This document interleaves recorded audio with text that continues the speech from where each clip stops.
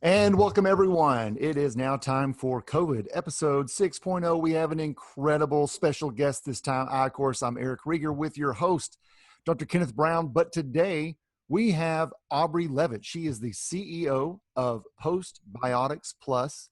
She's very much into research, an incredible entrepreneur, certainly knows a lot of the people in the scientific community that have inspired Ken and I to dig deeper, to look further. Without further ado, Ken, would you like to say hello to Aubrey and we'll get started? So you can imagine my excitement when I found somebody that was discussing postbiotics also. So Aubrey, thank you so much for coming in. Eric, do we have any, do we need to shout out to our sponsors real quick? No, we don't have to do that. We just did that. They're all here. All right. So Aubrey Levitt, oh my goodness, this is so cool. I felt like I was alone on an island discussing postbiotics. And then I have this little routine. I'm a very routine type person. I like to work out, then go to the sauna, and I do a little mindfulness meditation. And then I just kind of scroll for the last little 10 minutes on podcasts, and I just typed in postbiotics, and I couldn't believe it. The CEO of Postbiotics Plus, I'm like, not only does she know about it, she's an entrepreneur, she's smart, and she's got and then I went to your website, I'm like, she's got 6 PhDs working for her. I'm like, holy cow, we have got to track this woman down. So I apologize that I stalked you, but thank you so much for coming on the show. No, I was so happy about that. It's so nice to have somebody else on this island with me. Yeah, we put our stake in the ground. It was like postbiotics and then echoes for a couple years to see what came back. Well, let me tell you what. Area. So we're calling this COVID episode 6.0 because although we're going to talk about the microbiome, I want to let you in on something that you're doing. So congratulations to you and your desire to go through science first, hire these PhDs, make something effective, because you're going to change the world. Like I believe that we're helping to change the world. An article just came out this month discussing the gut. The actual title is this: Gut Microbiota and COVID-19, Possible Link and Implications. And then another one just came out that said a comprehensive review on the effect of plant metabolites on coronavirus. Plant metabolites means postbiotics. And then somebody that we will get you in contact with is a PhD that we're working with. Her name is Sylvia Molino. She did to get her PhD, her postdoctoral study is so cool. She actually looked at in vitro digestion and fermentation of stable polyphenols. Yep. So she was able to do and of course, in vitro means in a lab.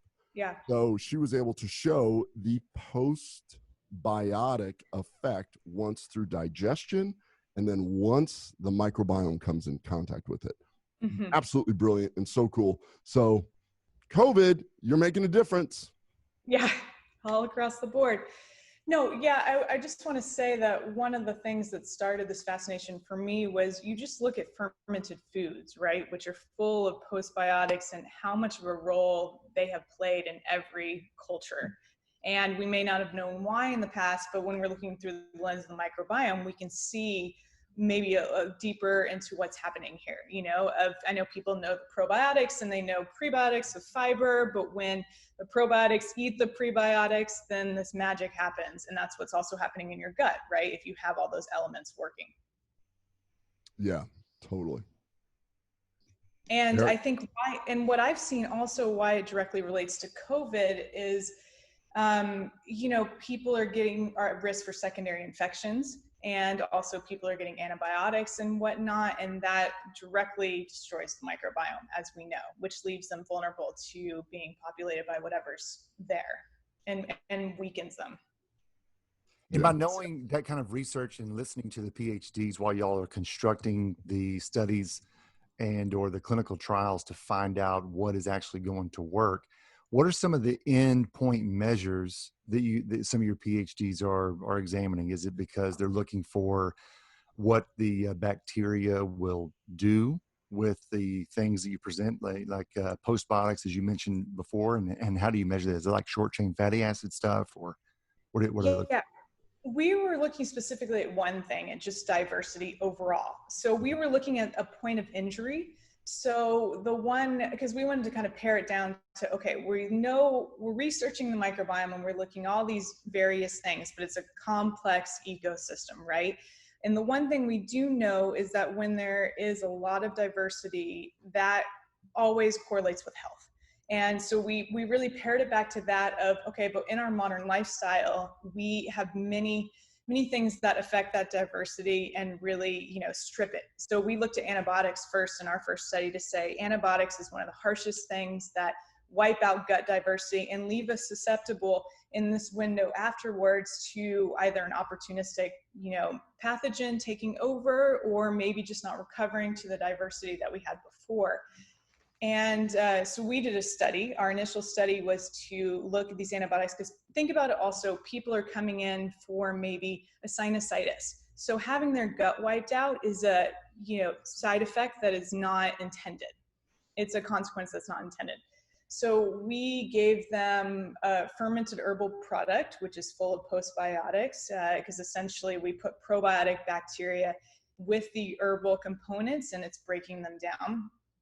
We gave them that with some live probiotics as well, and we had a control group, and we took their stool samples to see if we are protecting their diversity. So right when they got the treatment, and then all throughout the treatment and 10 days after. And we saw, so the endpoint was gut diversity, is looking to see if the ecosystem was intact. I couldn't agree more. And Brown, we've talked about this in the past. And of course, we've seen this in the hospital. Oftentimes when people are given really powerful antibiotics and they come into the hospital, unfortunately, the end result is often C. diff. And it's exactly what it does. It goes through, it wipes out all of the bacteria, and it tears down all HO C. diff is all that's left, and incredible diarrhea, which persists forever. So that you're certainly speaking. I think that bringing up C. diff is probably the most extreme version of lack of diversity, because you wipe out everything but one particular bacteria that then populates. So it's almost like having a neighborhood where only one family dominates and they decide what happens. Well, C. diff kills people. It's very serious.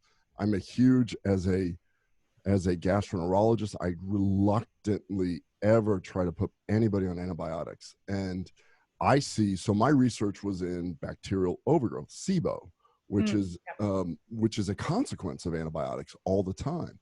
My classic patient would be somebody that said, I got a sinusitis, just like you said, 5 years ago, took this big round of antibiotics, and I've never been right since.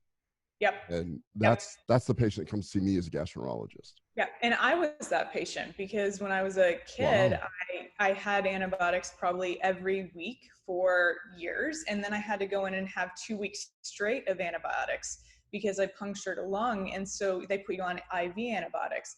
And, ever since then, it was just sort of this imbalance that I couldn't figure out how to write. And I didn't even know, because that was sort of so early on.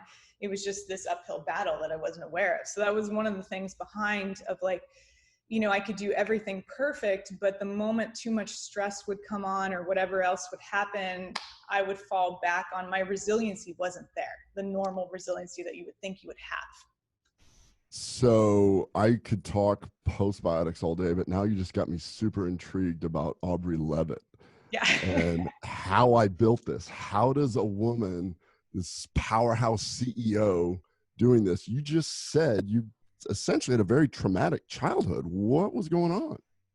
Well, it's a bit of a layered story, but I think it started also with this more, trauma when I was a baby of, someone had broken in, and I actually had a memory of it, which is even weirder, with a gun. But it put me on this hypervigilant, very stressful response for years after, where I was watching the window and the door, couldn't sleep. And, this leads to an increase in illness where I was having strep throat probably every week.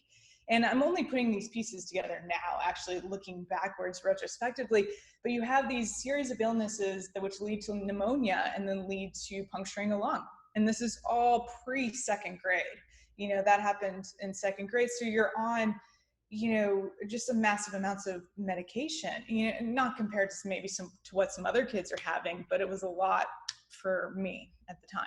I mean, I would argue that getting antibiotics that often could be one of the most traumatic things that somebody could do, because you will never be able to rebuild this microbiome. Yeah, it is. It becomes, and then you only realize later how much it's really affecting you. It throws off your hormones, it throws off your immune system, throws off, you know, all sorts of things that were just out of whack without a real explanation. You know, you'd go to see these various doctors and they couldn't pinpoint what was the root cause. Wow. How were your parents through this whole process? You know, I don't think anybody thought anything of it at the time, right? They were actually very healthy and very conscious of all these things and did their best. But, you know, what are you going to do when your kid has 104 fever every other week, right? I mean, you just don't really have a choice. Yeah. Wow. And that is wild. So I would even couple that on top of that, on top of the biodiversity that's being eliminated through long-term antibiotics, you've also got, I mean, the stress of anxiety, which is obviously something that you're referencing. If you're staring at a door or a window as a young kiddo and it persists for days, I mean, the time to repair is constantly being thwarted by your body's vigilant state of trying to always be in fight or flight. There is no repair time. That's pretty wild. Yeah, and I don't think people realize how much stress wears on their immune system and their body, and just like you're saying, it doesn't give you that rest and digest time to recover, which is very essential, you know, to bounce back. So and I think also that got me very interested in like the gut brain response and how that vagus nerve talks between the two, because you're just always reacting, right? Okay, so we're both smiling because this is just right up Ken's alley. This is exactly what I just think it's hilarious. This is the first time that we've actually talked, and you're literally mimicking everything that we say. Yeah. Like, we are a kindred spirit here. We've been on the same island, not seeing each other, studying the same stuff. Yeah, exactly. And so, you know, even when I created this first product, I think one of the issues that I was finding is that, okay, I would take these herbal remedies, I would, you know, eat these great foods, but I still wasn't able to digest them properly or really utilize them properly. And because I wasn't seeing the results I wanted. And when I fermented these herbs, what was very interesting is I actually even felt a focus and a mood difference right away, which is how I got into this postbiotic work, because I thought, wow, they're like, I think there's GABA or something in here that is different than what was in here when you started with the original product. So you felt it almost immediately. Yeah, I did. And I felt the difference. And so then I went and tested and that there was GABA in it.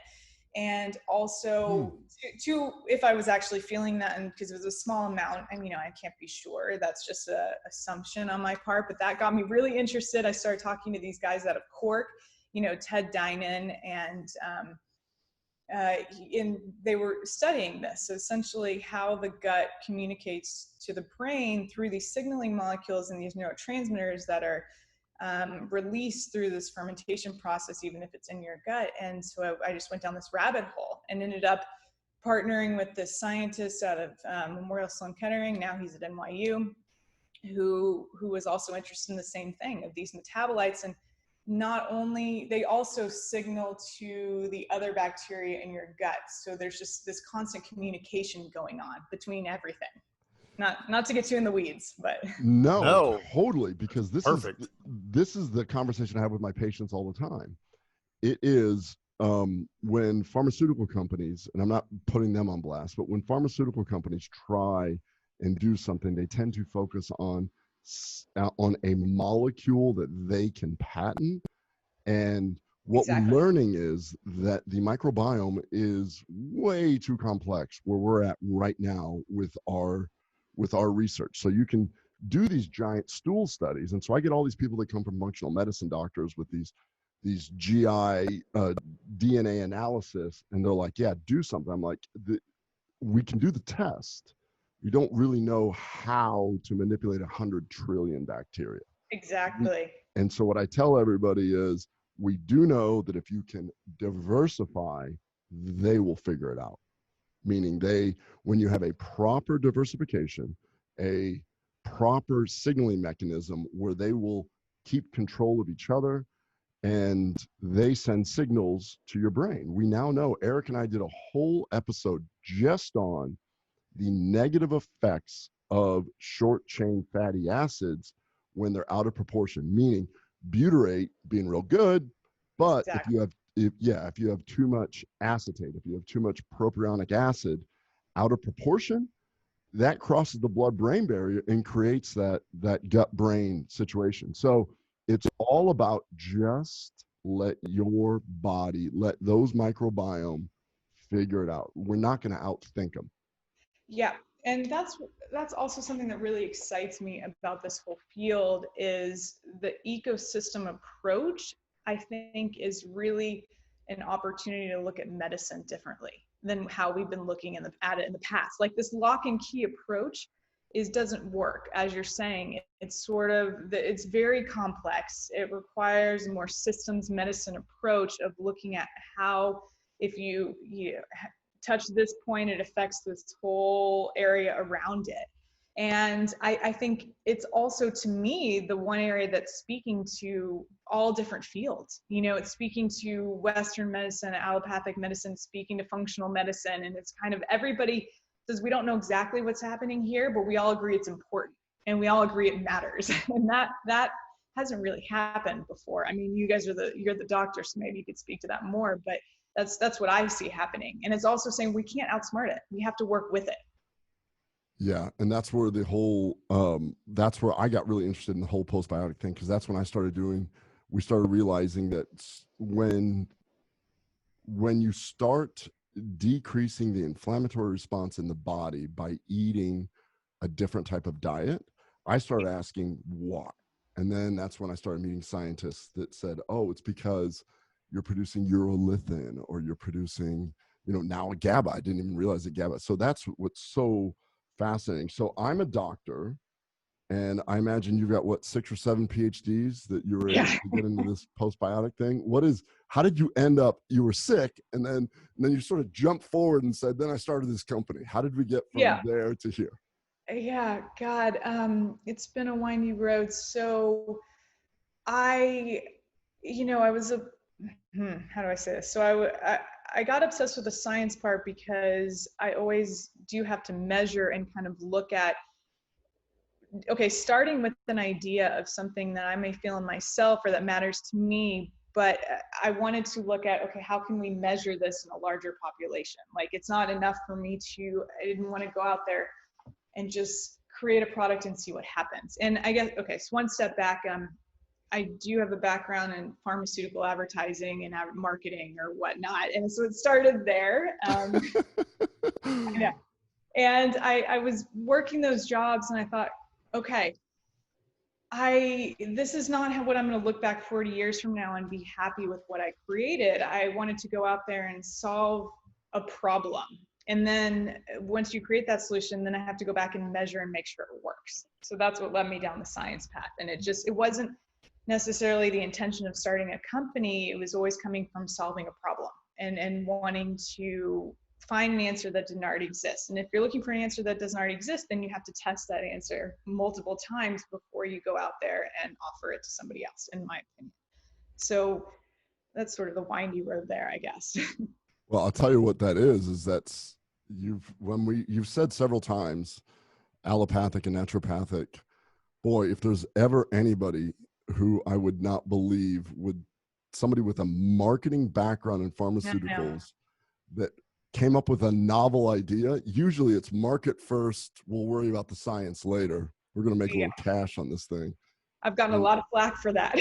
No, not flack at all. I'm giving you so much props. You led with science first. I mean, that is amazing, especially because you come from a marketing background. Holy cow.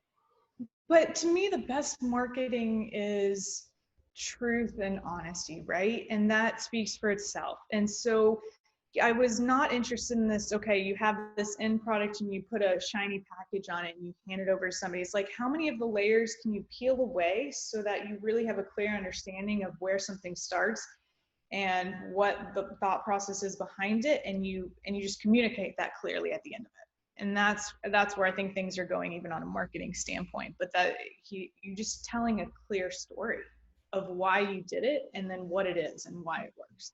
I could not agree more. I think the most stable marketing is knowing that your story is true, can be proven, can be reproducible.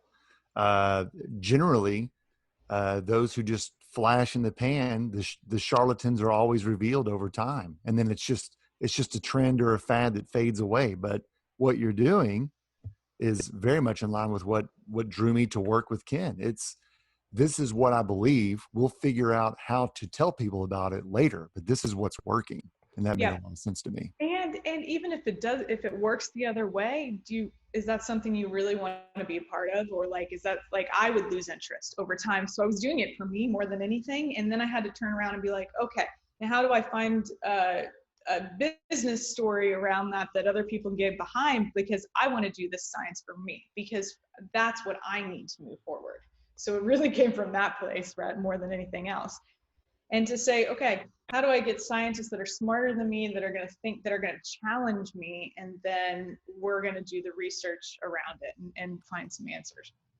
There's so much similarity here. You being a CEO now, I had no business background, and now I'm in the throes of essentially, it's a 5-year startup, and I realized that Apple was a 20-year startup, and Amazon was a 20-year startup, and all this other stuff. So you get that side of it.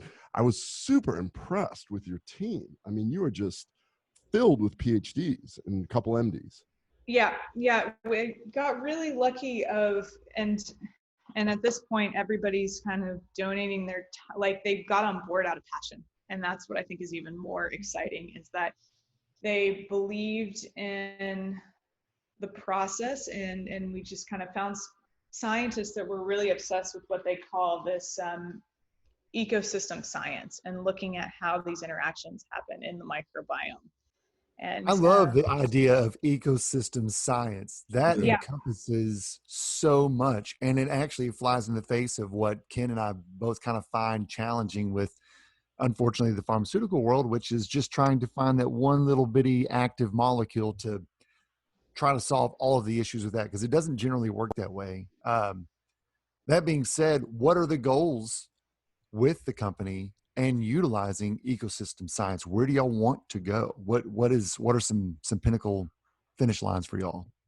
Yeah, I mean, so there's two things that we have really exciting on the horizon, and one, we are working now. We just talked to a doctor at Memorial Sloan Kettering, and what the research they've done at Memorial Sloan Kettering is a cancer hospital, and they've really looked at how diversity affects cancer patients. And that's been something that was, a long-term, almost impossible thing for me, and the fact that we're actually pursuing being able to do that is exciting. And what they found is that, so they did some FMT studies there, and they really found that if a patient comes in and they have higher diversity, then, when they go through their chemotherapy and then their antibiotics and the most severe treatments they're specifically working with bone marrow transplant patients, the patients who have the higher gut diversity do better.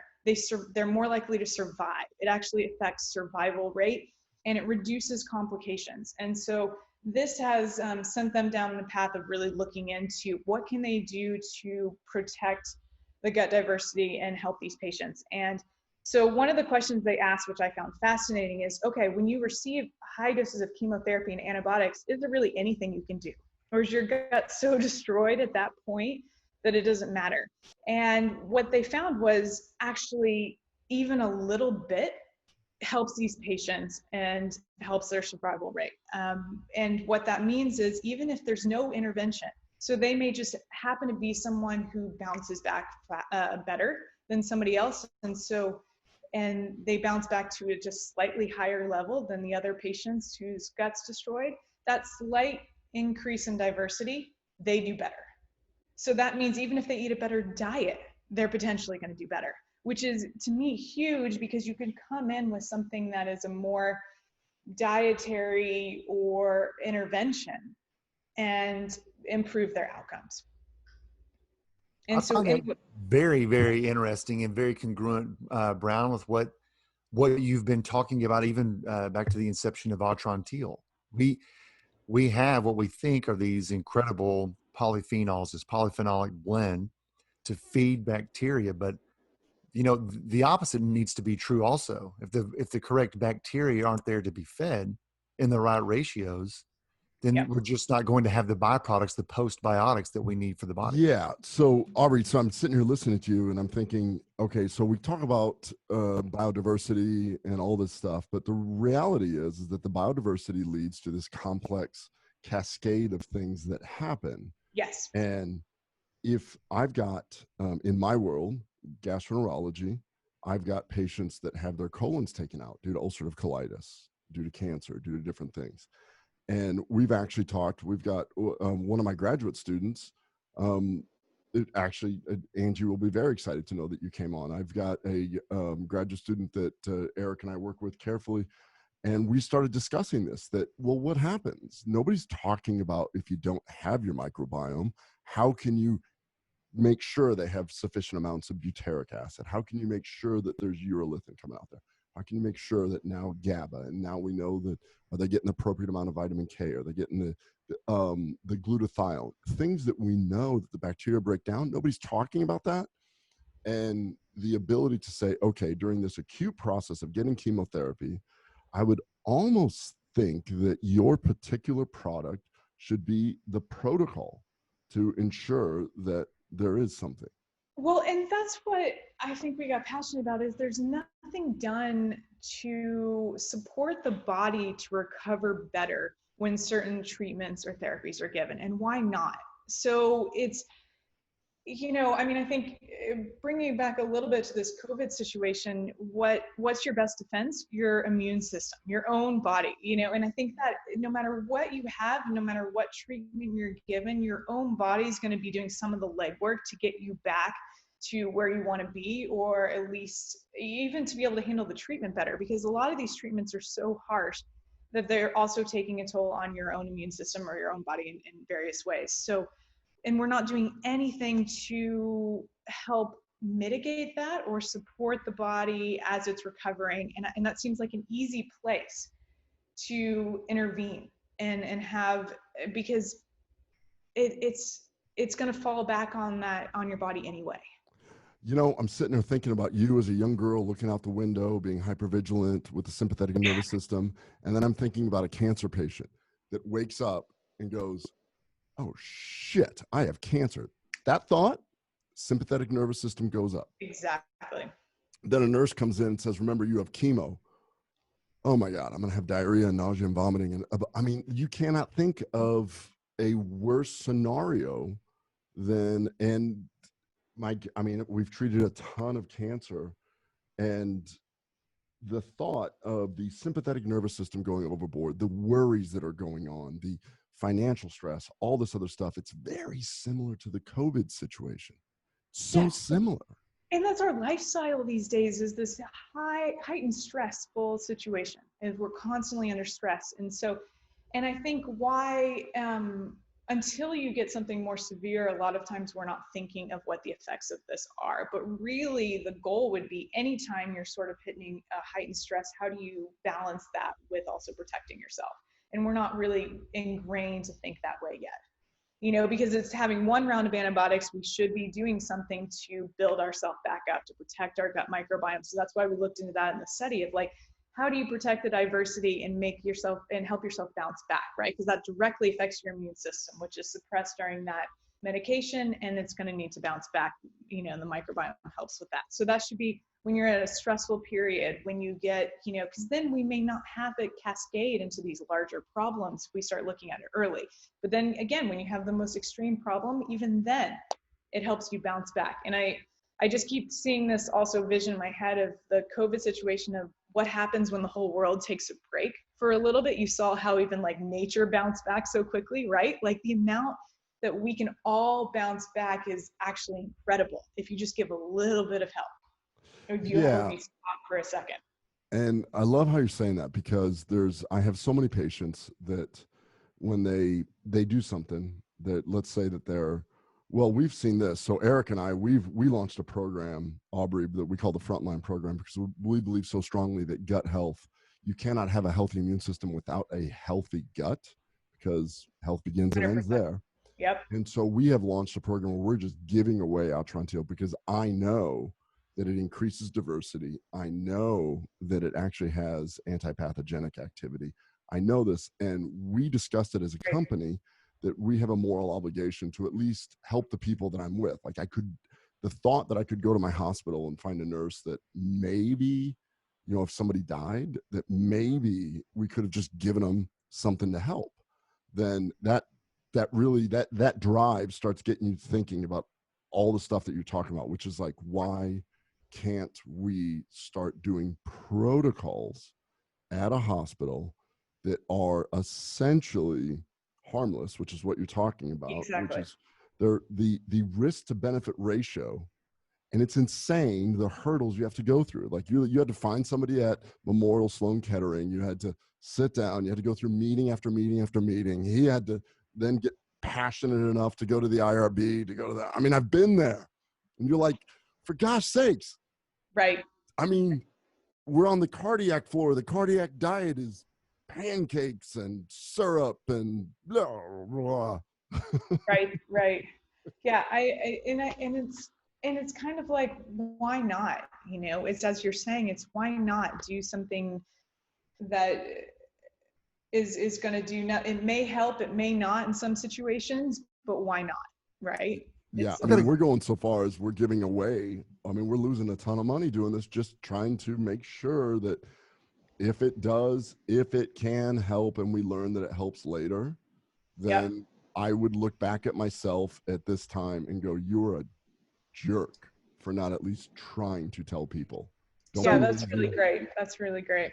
That brings a question to my mind, Aubrey, with your PhDs. And I'm going to kind of set the stage here a little bit. So medicine in its early day was it's all predicated. All the information we have is predicated on people doing experiments. It's how we came to find everything. And then ultimately, it seems like that we're at this intersection where innovation, which might occur outside of, the small little nucleus of companies or a handful of doctors, is just summarily rejected until finally, over time, it's finally accepted because it happens to work for someone else, or it's just proven it doesn't work at all. But what inspires your PhDs to work with a company that's essentially helping challenge the status quo by using natural solutions? Because I know what works for Ken and I. It's because we see people smile and get real relief after trying for so long. So that's an easy one. But what is it about a PhD at that level who's like, you know what, I'm going to go to work today and keep challenging this because why? That's a great question. So I think a couple things. I do think the microbiome has really opened the door to, it's almost looking at it through the lens of the microbiome being complex and not necessarily as much what the input is, because when you're looking at postbiotics, it kind of takes it one step away from like whether it starts as a natural product or not. I also think this next generation of scientists the ones I'm meeting now are very interested in, how can I make a difference? How can I not just stay in the lab, and how can I put something into the world and see that research be realized? And I think I happen to meet scientists that were passionate about, okay, this approach of taking the one missing bacteria or this group of missing bacteria is not going to work.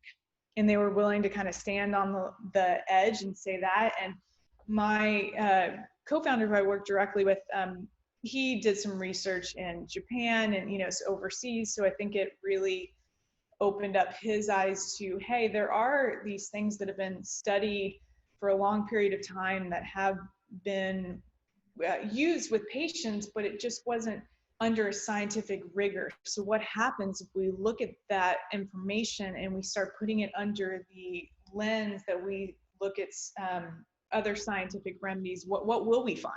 And it's more of just an openness to asking that question and not really saying, let's pick something more natural. It's more just like, okay, let's open our door to this wider range of things, whether it's natural or not. Let's look at what works. You know, I love how you say that. Let's open the door, because what I've run into, which I'm sure you have run into, is what I call cognitive dissonance. If somebody believes something and they don't want to think about anything else, you described it as opening the door. Just look outside and see, and keep an open mind about that. Yeah. That's really cool that you found people like that, because when you get up a team, one thing that has been really neat about this whole COVID-19 issue is the collaboration of the scientists around the world. People are running with, people are just sharing data, and they're just saying, hey, here, just what can you do with this? And this is, I think that the collaboration that's going on right now with you and your team is so cool, because this whole idea of opening the door and saying natural solutions, and what is natural, the most, it has this implication that, oh, I'm going to try something unusual. And what you're saying is, no, we're going to use our body and we're just going to feed it what it wants. And we're going to allow the bacteria to do what they do, which is the most basic, fundamental thing that you can do for your health. I love that.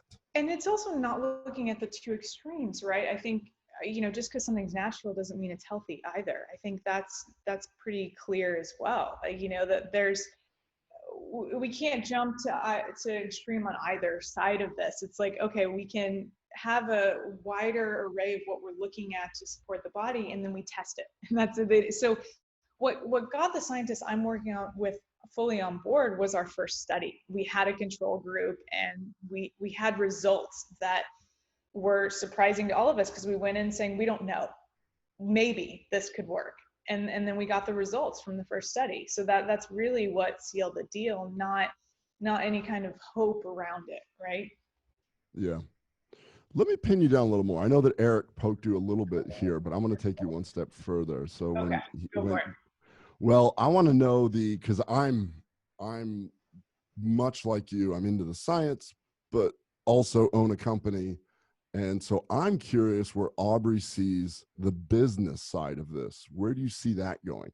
And you already said that it's science. You're correct. You're helping people. So morally, you're on the right place, but you also have to pay these 6 PhDs. You also have, and the beauty of having a successful company is that you can hire more people. More people can get insurance. More people can, so there's nothing wrong with taking a beautiful scientific idea and turning it into a successful company. Yeah. And I tend to think I prefer building a company where maybe there's a bigger hurdle up front, and then hopefully once you get over that, you're going to have an easier time, rather than sort of getting out the gate. And meaning, if you do the science, you get the credibility, and then you'll get people behind you, and that could be your marketing that you go out the gate with. So what we're hoping is to get this next study done, which I will hope we can get this study done with this cancer patients, which is a more extreme scenario, right? And then we could put it as a medical food, and that would be the hope. And then you can also use it as an adjunct when these other medications are given, because it's essentially 24% of medications affect your gut microbiome negatively, right? So really, you want to pay attention to when you're taking these medications, how do you protect it? And I think also in these stressful situations. So the idea would be to get it as a medical food, and then also take it when you take antibiotics and other things. That's awesome. So it's not kind of, it's when you need it, right? Not like an ongoing, everyday sort of thing. Well, I see it as and not to have death by 1,000 cuts, because I'm seeing going to my company, Digestive Health Associates of Texas. I think that you have a relationship to Dr. Rogoff, one of my partners. Yep. Don't you? Yes, I do. He's a great guy. Yes. So we've got a research division that does pharmaceutical research. My background was in pharmaceutical research. That's how I discovered a hole that they were missing, and that a natural solution could fill. And that's very similar to what you did, pharmaceutical marketing. Well, it would be really interesting. That you got me thinking that I'm like, wow, we could easily do an inflammatory bowel disease study, and people that have had colectomies, and see how they feel. Just a quality of life scale, something super easy. Because Yeah. now you really got me thinking, like, are they living their life with one hand tied behind their back because we took out their colons? Yeah. Yeah. No, that would be very interesting to do. I would love to do that. And I think, here's the other side of it. If we find something really interesting in one of these studies too, to be able to take a collection of metabolites to really look at what are the predominant ones that are sort of this lever for the inflammatory or the immune response is a way to go, because I think we can dig even deeper into. So my interest is not looking at, okay, these bacteria are the ones that are responsible, but which metabolites are responsible and which collection of metabolites that can potentially trigger the system. So Immune. And fascinating. Yeah, fascinating that you say that, because I've met with scientists that are actually working for pharmaceutical companies trying to get the one metabolite. Yeah. And they're trying to get the patent on that. And I laugh because I'm like, so you get this. So does it survive in the gastrointestinal tract? Is it the actual one that the bacteria? Can you have, like we talked about on our show, Eric, you can have too much of a good thing. Everything has to be in balance. Eric frequently will hyperventilate when I work with him because he thinks that air is good for him, and he'll just do too much of it. Oh my goodness. He doesn't do that. Yeah. One time I realized that shoes made my feet more comfortable. So I just covered myself in shoes. It's really, really bizarre. Well, hey, I think that undoubtedly, and away from even just this COVID interview, that it's obvious that we could find some synergy between efforts. But for everybody who's listening, and anybody else who's interested in Postbiotics Plus, how can someone else become involved, get in touch with, and possibly even help you find what your goals are as well? Yeah, I think the easiest way is the website's postbioticsplus.com, and send an email through there. And anybody that's interested in helping us move this research forward, that's sort of our biggest goal right now. Or, that's the easiest way to do it. I think we're trying to do it in an organized way with a formal study, and then we'll go from there. So we will try our best to do that. I have an ask of you, though, if I can. So this is, there's gives and asks. I don't remember his name, but you've got some badass person at Baylor that's head of virology and microbiology. I saw that on your team, on his page. I would love to get in contact with that. Joseph. Yeah. Okay. Yeah. Yeah, you've got. I mean, from an academic standpoint, you've got a pretty heavy hitter page there. That was I got a good group. We've got a good group. Yeah, I mean, like I'm a nerd through and through, and so I was like, oh my gosh, look at this. Oh yeah. Then I start looking up the research. I'm like, oh my gosh. Yes. We can make that happen. We can have you talk to him. So yeah. Cool. That is awesome. Aubrey, for those of y'all who may not know, she's the hardest working woman in postbiotics, because we're talking on Memorial Day morning. So, oh yeah. Thank you so much for doing this. Thank you so much for carving out time to visit with us. This was an incredible discovery of synergy between efforts. And to me, it's not only relief, it's exciting to find somebody else who also realizes that there isn't just one solution, and to find solutions, it takes a team effort. And it's different than. Now we have a club. This is so exciting. Right. Yeah, this is awesome. So let's start a Facebook group and other things that clubs do. And I'm not much into social media, but okay, we'll try it. It'll just be Aubrey and I staring at each other. Secret handshake. Like, how does this work again? Yeah. Awesome. Thank you guys for having me. I love the work you're doing. Thank you so much for everything. Aubrey Levitt, Postbiotics Plus. We're going to stay in touch. We're going to collaborate like crazy. I've got some scientists you need to meet around the world, some crazy smart people doing very similar things. I'd like to meet some of your scientists, so on and so on. And I think that maybe a collaboration between us could probably help out this crisis that we're going through right now eventually. Not in a not in an arrogant way, but I believe that you see it also, that immunity starts in the gut. Yeah. Can I say one last thing? I know we're signing, but there's a study.